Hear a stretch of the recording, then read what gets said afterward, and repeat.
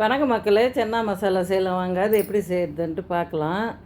நாங்கள் இன்னைக்கு இட்லிக்கு தாங்க செஞ்சோம்.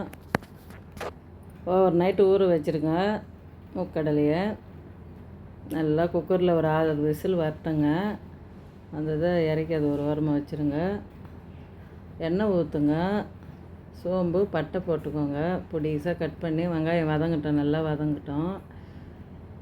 வதங்கிருந்தால் ஒரு மசாலா ரெடி பண்ணிக்கலாம் வாங்க. பச்சை மிளகா 3 போட்டுக்கோங்க. சின்ன வெங்காயம், இஞ்சி, பூண்டு, தக்காளி, அந்த மூக்கடலை வேக வச்சு மூக்கடலை போட்டு அரைச்சிக்கோங்க. நல்லா பேஸ்ட்டாக அரைச்சி அந்த தாளிப்பில் கொட்டிடுங்க. நல்லா அது வதக்குன்னு பச்சை வாசனை போகிற வரைக்கும் வதக்குங்க. மஞ்சத்தூள், காஷ்மீர் மிளகாத்தூள் கலருக்கு தாங்க போட்டேன். நான் வீட்டு மிளகாத்தூள் தான் போட்டேன். தேவையான அளவு உப்பு போட்டுக்கோங்க.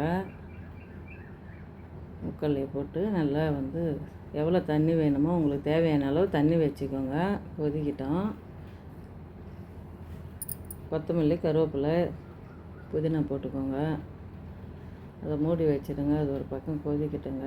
நீங்கள் எப்படி சென்னா மசாலா செய்வீங்கன்ட்டு கமெண்ட் பண்ணுங்கள். நான் இது மாதிரி தாங்க செய்வேன். காஞ்ச மிளகா, தனியா, ஜாதிப்பூ, ஸ்டார், பட்டை, லவங்கம், சோம்பு, கடல் பாசி, ஏலக்காய் இதெல்லாம் போட்டு நல்லா சிம்மில் வச்சு வறுத்துக்கோங்க. கருக விடாதீங்க. வறுத்து இது பொடி பண்ணிக்கோங்க. இதுக்கே இல்லைங்க, எல்லாத்துக்குமே போடலாம். நல்லாயிருக்கும். வாசனை கமகமன்னு இருக்கும். நல்லா கொதி வந்தது. இந்த மசாலாவை போட்டு மூடி வச்சு இறக்கிடுங்க. அட்டகாசமான சென்னா மசாலா ரெடி என் ஸ்டைலில். பிடிச்சிருந்தால் லைக் பண்ணுங்கள், ஷேர் பண்ணுங்கள், கமெண்ட் பண்ணுங்கள், சப்ஸ்கிரைப் பண்ணுங்கள்.